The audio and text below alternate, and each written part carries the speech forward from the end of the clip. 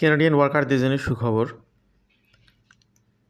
বর্তমানে যারা work permit নিয়ে অবস্থান করতেছেন, এই ব্যক্তিদের ওয়ার্ক পারমিট নতুন করে পাওয়ার ক্ষেত্রে অ্যাপ্লিকেশনের প্রচুর সময় লাগতেছে।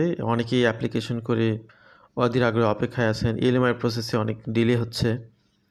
অনেক ডিলের পরে এলএমআই পাওয়ার পরে ওয়ার্ক পারমিটের জন্য যখন আবেদন করতেছেন, অর্থাৎ ওয়ার্ক পারমিট নতুন করে ওয়ার্ক পারমিটের জন্য যখন আবেদন করতেছেন, প্রসেসিং হতে অনেক সময় লাগতেছে।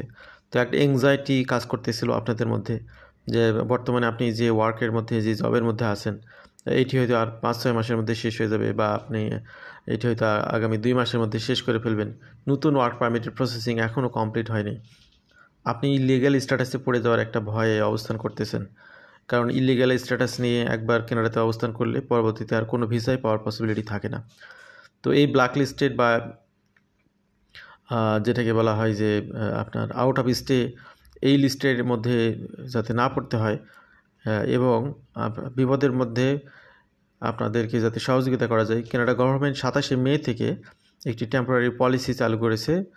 এই পলিসিগুলো কার্যকরী হয়েছিল 2020 সালে, যখন করোনাকালীন সংকট চলছিল, অফিস আদালত ফিজিক্যালি হচ্ছিল না। সেই সময় ক্রাইসিসগুলো ম্যানেজ করার জন্যে এই সুযোগগুলো দেওয়া হয়েছিল। তো এই পলিসিগুলো আবার নতুন করে 27শে মে থেকে দেওয়া হচ্ছে। কী কারণে? কানাডাতে যে একটা ক্রাইসিস চলতেছে, ব্যাপক সময় লাগতেছে, ব্যাকলগের যে অবস্থা, তো ফরেন ওয়ার্কাররা যাতে বিপদে না পড়ে, স্টুডেন্ট হিসেবে যারা আছেন কানাডাতে, যারা ওপেন ওয়ার্ক পারমিট থেকে ক্লোজ ওয়ার্ক পারমিটে এন্ট্রি করবেন, ভালো করে বিষয়গুলো শুনে রাখুন, আপনাদের কাজে লাগবে। আর যে কোনো স্ট্যাটাস থেকে ওয়ার্কারে যারা কনভার্ট হয়েছেন তাদের জন্য সবচেয়ে বেশি কাজে লাগবে আজকের আলোচনাটি।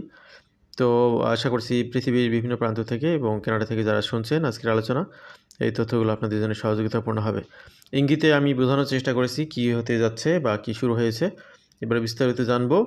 RCC extends policy allowing foreign workers on closed work permits to change employers.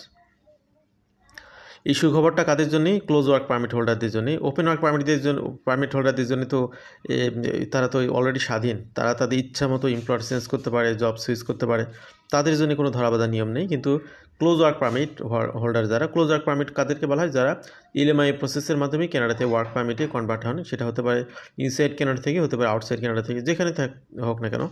তো এই ক্লোজ ওয়ার্ক পারমিটের ব্যক্তিরা কিন্তু তাদের আগে থেকে এমপ্লয়ার নির্দিষ্ট থাকে, সুতরাং তিনি